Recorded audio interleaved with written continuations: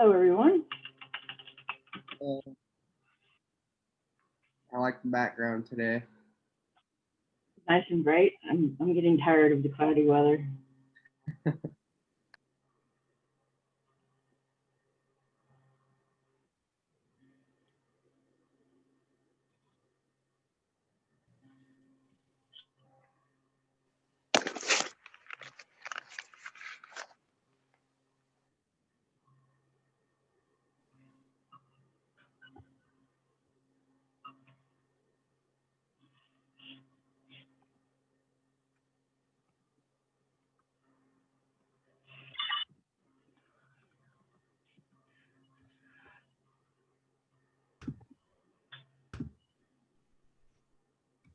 Ma'am, I have a question. Sure, go ahead. Yeah. So, ma'am, regarding the bibliography sources for our paper and our draft, I mean, do we have to use only the ones that we mentioned? Because I think my topic can be partly general as well. It does not have to be based on purely facts. Like if I can also use information from sources which have not been listed Yes, in my. you are not obligated to use the sources that you have on your annotated bibliography. Bibliography. And you will need more sources because you need at least 8 to 10 for the final paper. So you can definitely use more, use different sources if necessary. Okay, thank you. Sure. Good question. Lots of people are interested in that. Okay. Anybody else have any questions? How are they going, the bibliographies?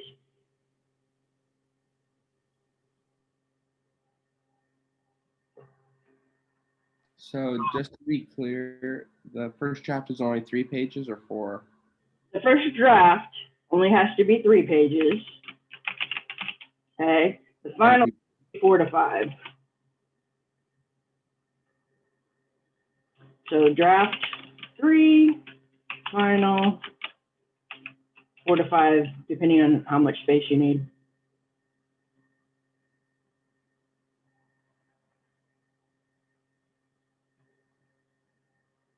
All right. Another good question.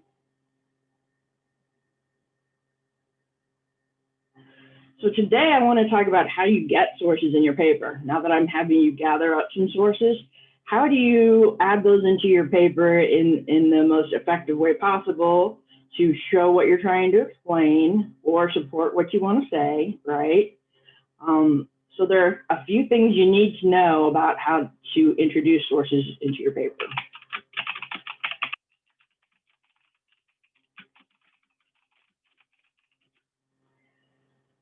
First, you want to cite anything that you take from a paper that essentially belongs to someone, like their words, opinions, ideas,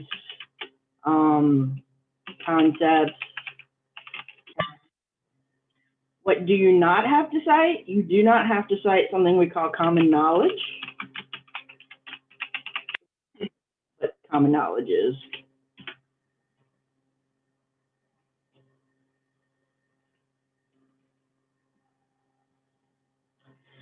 So basically, common knowledge are widely known pieces of information. So something like information that most people are already aware of, like water freezes at 32 degrees Fahrenheit. Barack Obama was president of the United States. Nobody owns those facts, right? Or the date that something happened, you don't have to go specifically find a citation for the London fire of 1224 or something like that. Those are considered widely enough known facts that someone could either go online or find it in any good library pretty quickly. They don't need a specific reference in order to find it. It's pretty commonly known and therefore easy to find and verify if they wanted to, okay? There's also common knowledge within a field, like laws of physics, chemistry. They will stipulate that if you're going to talk about that in the paper, they're not going to expect you to cite where you got that, specific theory from. That's something that's accepted within the field. Now, If you're doing a paper for laymen, which are people who don't know your field, then you would maybe have to cite it because they would not as easily be able to find that. Okay. So to determine whether it's common knowledge, who's my audience? What can I assume they already know? If I can assume they already know it, it's probably common knowledge.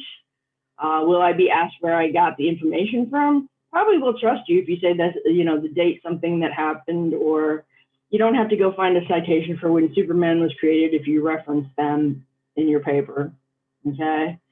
He's a widely known figure in American culture. If you were doing it for another culture, possibly. So for example, and the rule is when in doubt, you go ahead and cite it. You usually won't get in trouble for citing it.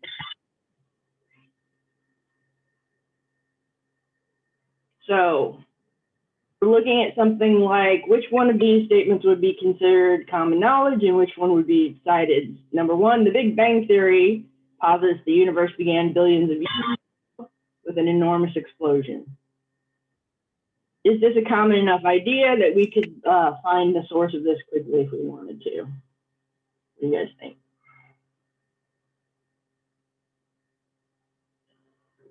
Have you heard of the Big Bang?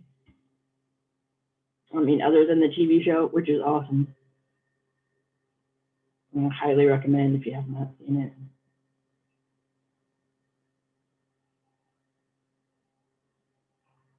I open up the chat.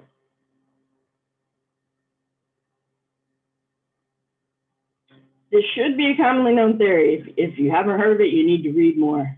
You'll probably learn about it in college. So that is not something that you would have to cite, like where the theory of the Big Bang. The second one, the phrase Big Bang was coined by Sir Fred Hoyle, an English astronomer. He was basically using it to mock the term because he disagreed with the concept. That's more specific and kind of esoteric, so you would want to cite that because it would be harder for someone to go into a library and find that specific piece of information. And number three, according to the Big Bang model, the initial explosion was produced when an infinitely hot dense center, referred to as a singularity, began to expand, giving rise to the particles that eventually formed into our universe. So if you're talking to physics students, you don't have to cite it because it's common knowledge within the field. But if you're doing it for a non-expert audience, you probably want to go ahead and cite it.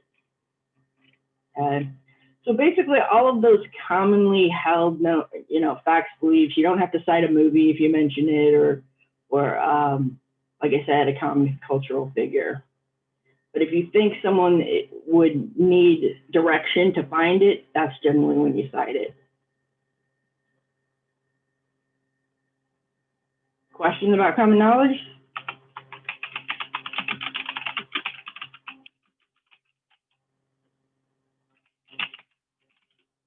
What do you do if you're not sure whether you should cite it or not?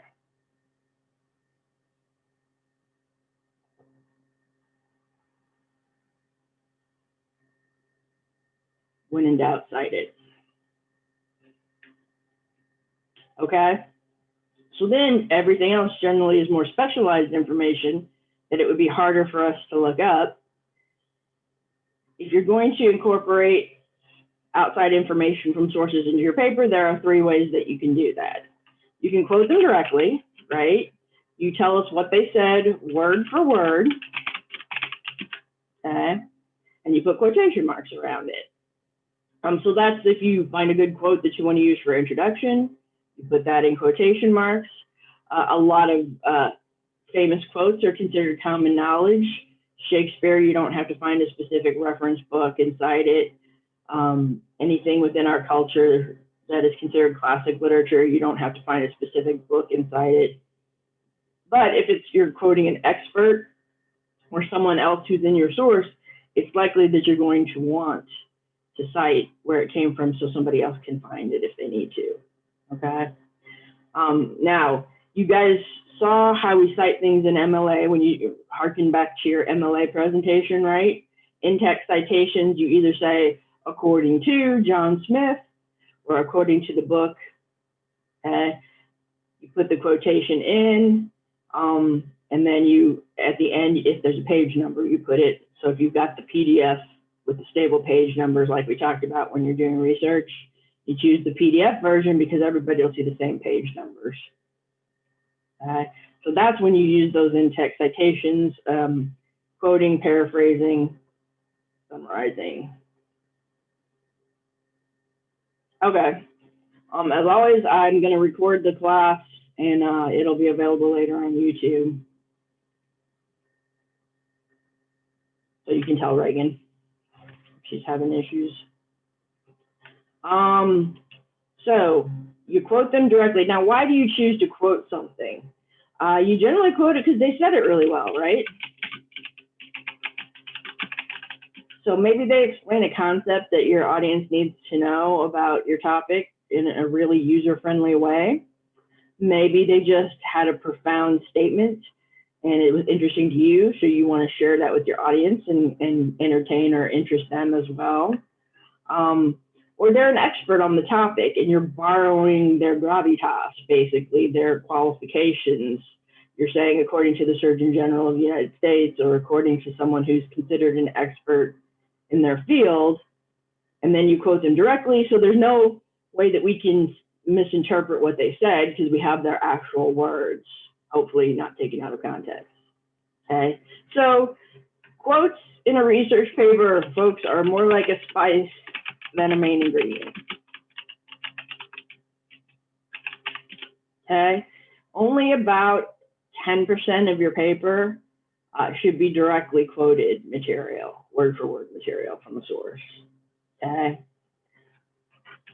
that's the general rule. I mean, if you go a little bit over, a little bit under, we're not going to kill you, but that's just the general guideline that you want to keep in mind.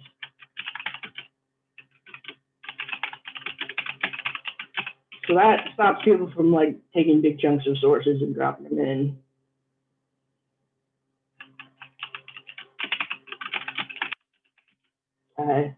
So once, if there's not a reason to quote it, if it's not particularly well said, if it's not an expert, if it's not something that they explain really well, or you can explain it yourself better maybe than they're explaining it. One other reason to quote it is we've already talked about scholarly sources, right? So a lot of scholarly sources have that really dense academic jargony language to it. So a good reason to not quote would be if the original language is very difficult to understand, you don't want to quote that. You want to do the next thing, which is paraphrase. Paraphrase is when you take whatever it is in the source, the idea, the person's words, what have you, and you put it in the way that you would say it, okay? So you basically translate it for us. You translate the original wording, you put it in your own words. So if you don't find a good reason to do it, go ahead, Jason, you have a question? But there wouldn't, so like when you translate it, right, there wouldn't be quotation marks, right? That's 'Cause right. it's still, okay. Yes. Now you still need to cite it. You still, All right. if you're paraphrasing or summarizing, and I'm going to show you guys what that looks like here in a sec, but you're still going to cite it because it's not your idea, it's just your restatement of their information. You following me? You're still borrowing it from that source. You're just putting it in your own words, usually to make it easier for us to understand, especially if it's the scholarly information. So anything you take from a source, if it's not common knowledge, still needs to be cited, whether it's in their words or your words.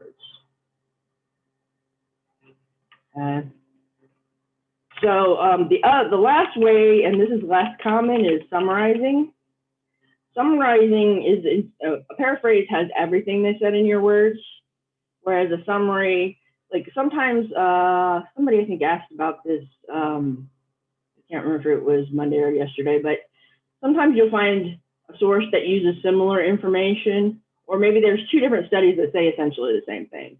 So instead of going deeply into each detail, you're going to say, these three studies all concluded that television can be addictive. Okay? So there's three different studies, but you're basically summarizing their results. So instead of like taking a section from each one and putting it in your own words, You're just using a condensed version of what they said and putting it in your words. So a summary is a condensed version of the original. Or paraphrases everything they said in a certain section of the paper. Okay. The summary is still in your words. Okay. So let's look.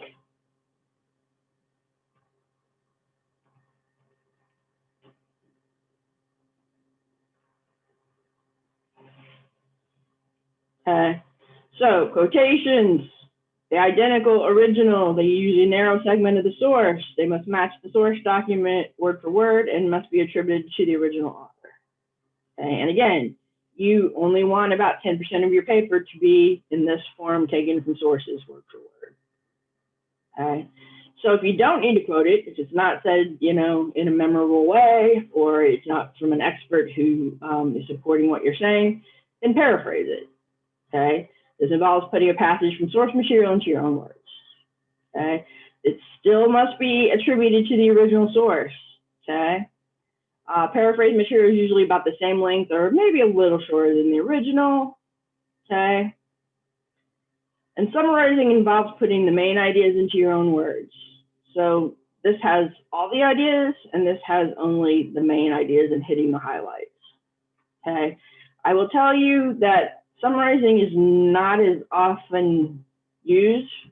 For most purposes, you're going to be either quoting or paraphrasing sections of your sources to support what you want to say.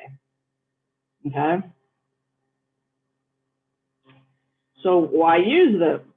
They support claims or add credibility to your writing. So if you tell me television is addictive, I'll be like, well, okay, that's nice. But if you cite someone who studied it, who's considered an expert on it, then I'm going to take your ideas more seriously, right?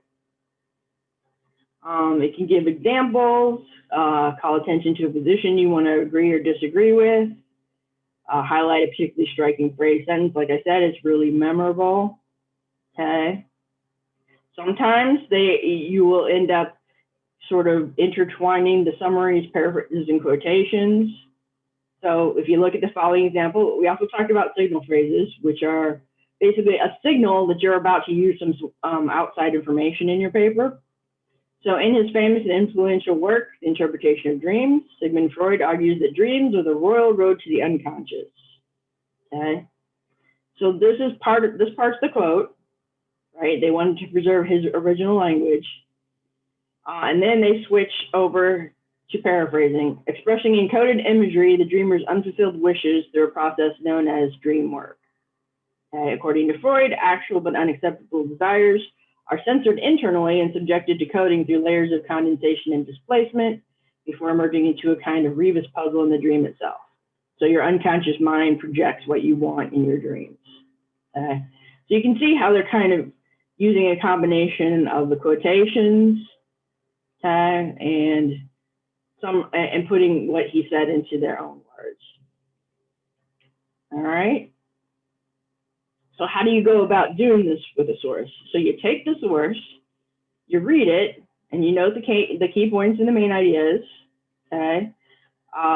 Make sure you know what the source is saying, and you guys are doing this right here for your annotated bibliography. You can paraphrase important supporting points that come up and consider any words, phrases, or brief passages that you think you should preserve the wording for. Okay. Always use a signal phrase. Okay. Always use a phrase like this. Never just drop a quote into a paper without any of your words attached to it. And most often, a signal phrase is going to identify who said it, in what work they said it, one or both. Because that's what signals to us that you're taking information from a source, and you give us the page number. So once you have your list of sources that you're going to use for the next paper, you're going to look at the ones that help you explain both sides of the issue. So let's take an example.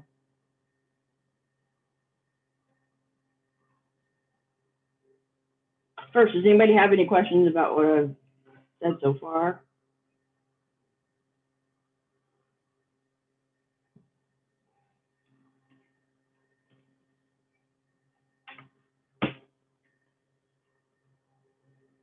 Everybody's good so far?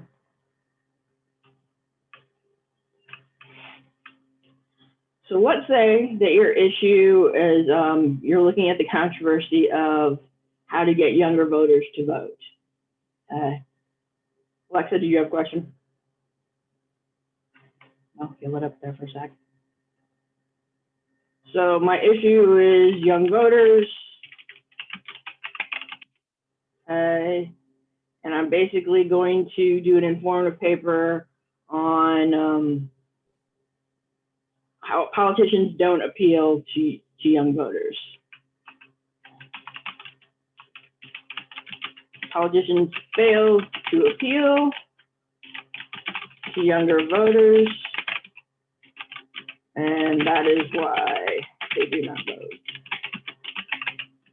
Okay, so now, one way that I can support what I'm saying is to find a source. First, I've got to establish younger voters don't vote, right? So I find a source that says something like only 20% of those age 18 to 25, we'll say. I'm making this up, so don't like go look for this fact.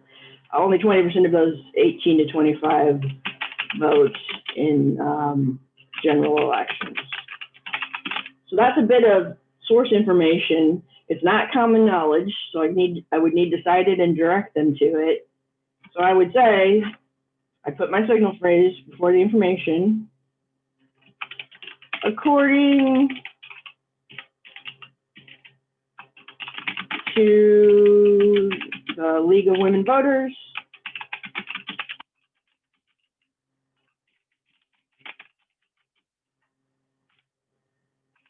and I put it in my own words, so there are no quotation marks around it. I paraphrased it, right?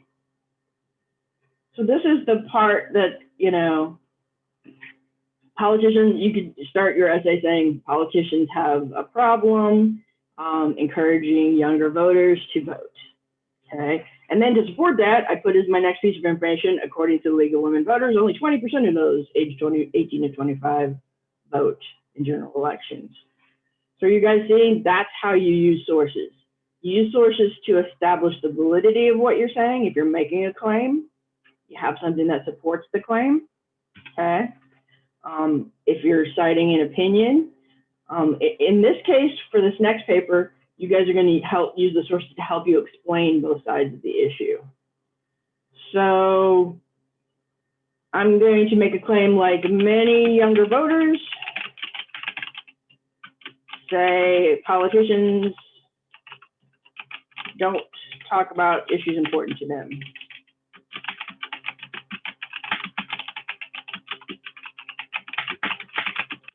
Now, how am I going to support that, right? I need to find a source that quotes some people talking about it. Maybe I quote a younger voter who says, I watched the last debate and I didn't see anything about climate change, which I'm very interested in.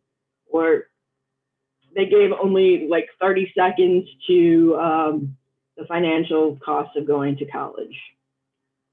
Okay, so that's how you back up or further explain what you're saying in your paper. That's how you use the sources. Use them to support and explain what you are saying. So basically, every time you make a statement in your paper, you generally want to try to back it up with some information that helps support it. That makes sense to everybody?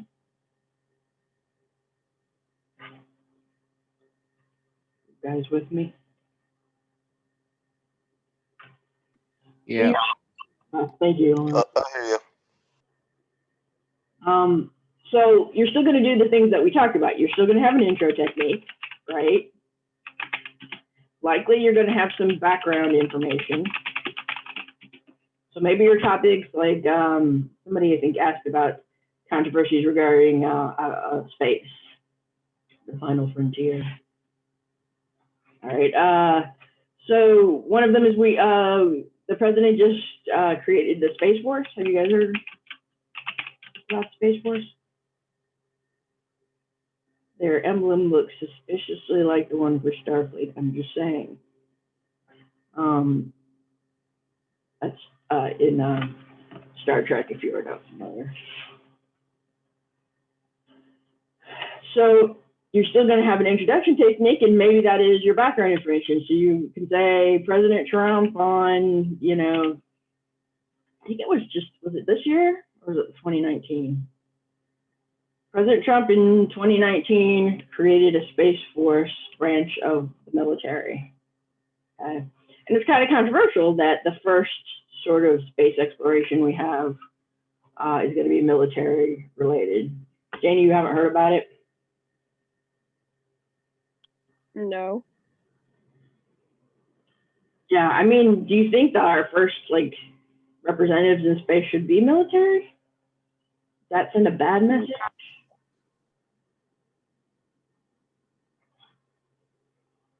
You were the one who was interested in space, right? Yeah.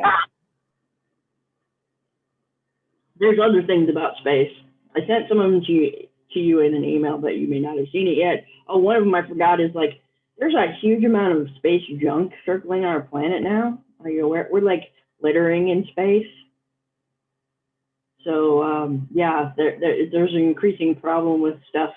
Like, well, and then like, was it one of the space station, or you guys won't remember this because I'm not sure it happened when you were alive, but there was a space station that actually, they stopped using it. It fell into Earth's atmosphere and burned up, and there was some concern about where it would land. I think it's called Star Lab, but that was a long time ago. But it ended up in the ocean. There's a lot of ocean, right, on our planet. But there was some concern at the time that it might actually fall, you know, on a populated area. So space junk is another one. Yeah, so if I'm talking about Space Force, I might, as an introduction, say, did you ever watch Star Trek when you were young? Or do you watch reruns of Star Trek? Now we have our own version with the Space Force. So I get them interested, hopefully, and then I explain what the Space Force is, how it's structured. I'm not really sure anybody's in the Space Force yet. I'm not quite sure how they did that. I mean, we have astronauts going to space, right? But kind of we're privatizing a lot of space exploration. Like, you guys know who Elon Musk is? He's someone who's been working on a spaceship, but it's a private spaceship. And then I think our government is hiring him to put some satellites in space or do other things that we would normally do with our space program. Rather than spending the money on it, we're like hiring his company to do it. So that's kind of controversial, like putting space exploration in the hands of private companies versus the government.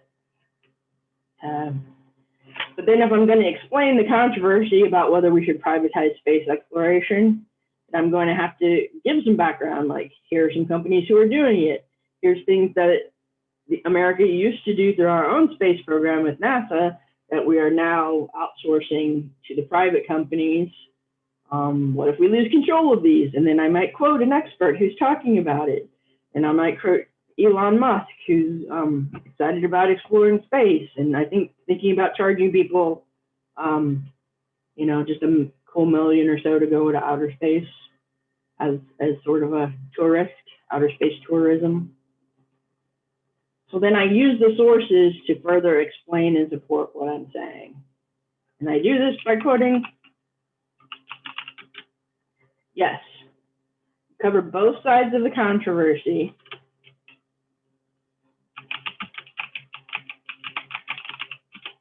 So here's how you do that. Like we talked a little bit about the assignment where you can either do the block organization or point by point. And this is kind of going to depend on the issues you're examining. So let's take an example of block. So for one thing, I might explore for the Space Force. In one block, I talk about every reason the Space Force is a good idea. And then I switch and start talking about why those who are opposed to the Space Force think it's a bad idea. Okay. So that would be the block organization. Whereas going point by point would be, I talk about one reason the Space Force is a good idea. If the aliens arrive, okay, that's probably they're going to wipe us out if they're able to just like tool into our galaxy. But and then if you have the opposition, which says, you know, if the aliens arrive, we're not going to be able to do much because their technology will far outweigh ours. So that point has a direct opposition, and so putting them head to head as a point for one side and a point for the other is a more logical organization. Does that make sense? So a lot of you are probably going to use point by point. You present a reason that one side has, and then you present what the opposition argues against it. Then you present a reason for, a reason against, a reason for, a reason against.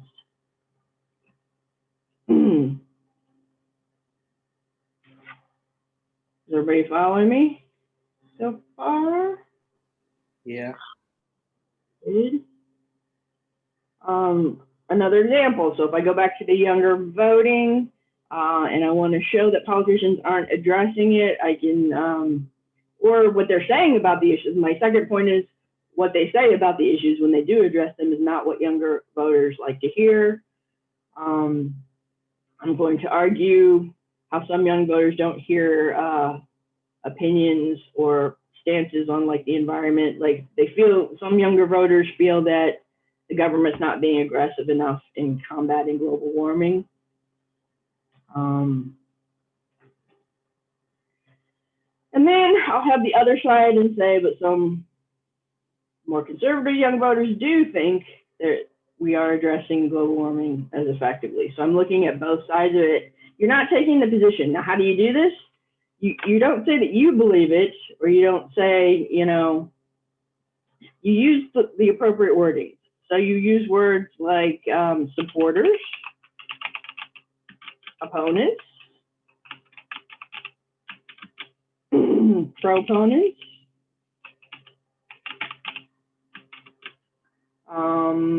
you guys get where I'm going with this? Let's see, opponents, proponents, dissenters, to show which side they're on. Okay, if you don't put that somebody else thinks it, I'm going to assume you think it because your name's on the paper, and I've told you not to take a position yet in this next paper. So you need to clearly identify, you know, those who support voting rights say this, those who argue that voting is not safe enough, and that we shouldn't loosen restrictions, identify clearly which side is talking, and then present their opinions. You do not have to cover everything on both sides of an issue, because you likely can't do that in just 4 pages, okay? So like I said Monday, pick 3 to 4 points to cover and compare the stances people have, okay? So you're gonna go intro, background,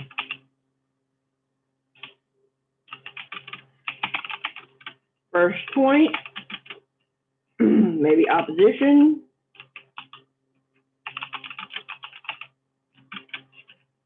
second point, opposition,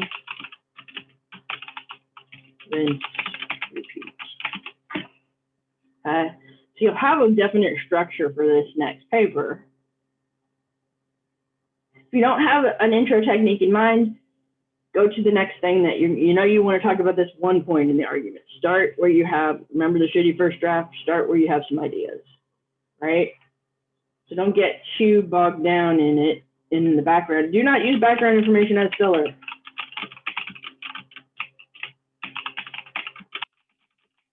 And here's what I mean by that. If you're going to talk about how the death penalty is not administered fairly according to race in the United States, I do not need to know when the first person was executed in the United States.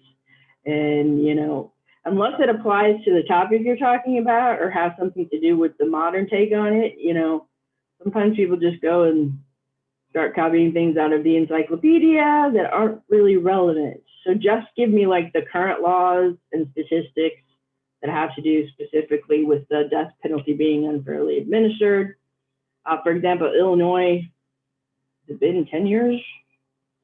They declared a moratorium on the death penalty because the studies were showing that it was not, minorities were being disproportionately executed as opposed to the majority races in the United States. So they were like, oh, that's a problem, right?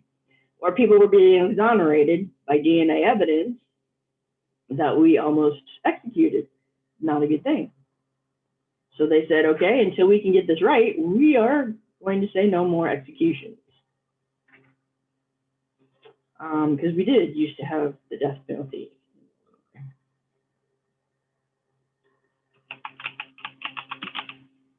Questions about what your paper is going to look like in the first draft?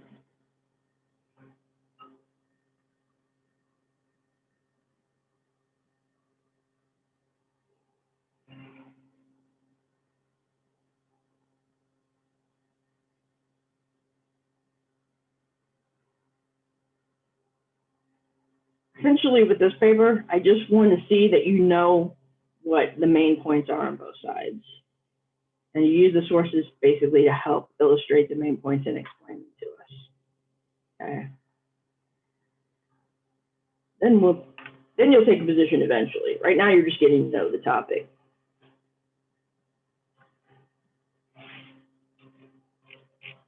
All right, so to review, mostly you're going to quote or paraphrase from your sources. Which one of these do you cite? Quoting, paraphrasing? Quote. Yes. Quote and paraphrase. It was a trick question.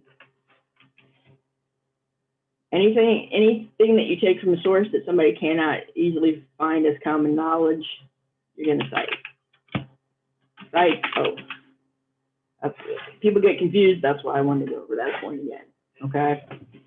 Cite anything you take from a source that it would be hard for somebody to go out and just look up quickly in a library within about 5 minutes. I can pretty easily look up in an encyclopedia most dates and historical figures and famous works of literature. The more specific, esoteric, or specialized kind of things, you're going to need to cite most of what you're saying. When in doubt, cite it. Okay. So even if you put it in your own words, it's considered plagiarism if you don't cite it, if you've taken it from somewhere else. People mostly accidentally plagiarize, okay? And I don't want you to get in trouble for doing that. So make sure, even if you put it in your own words, if you are looking at another source and interpreting what they're saying, you should definitely cite it. All right? Okay, so our session is going to be done here in about a minute. I'm going to go ahead and end the first session. We'll come back at 8:45, and then I want to start talking about how the style of academic writing is different from the informal sort of essays we started with. Okay, so I will see you guys back here at 8:45.